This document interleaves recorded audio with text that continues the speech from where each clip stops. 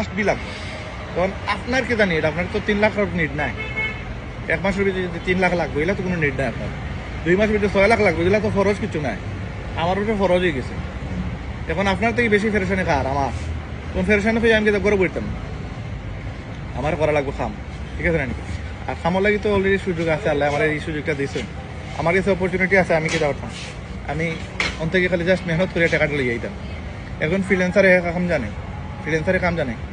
এখন হে যদি ফ্রিল্যান্সিং করে, অনলাইনে সময় দেয়, ক্লায়েন্ট হলে মাথে, ক্লায়েন্ট ধরে, তার ইনকাম হবে 100% হইব। এখন যদি হে ক্লায়েন্টও ধরে না, হে ঘুমায় ছবি দেখে, তাহলে তো তার রেজাল্ট আইতো না।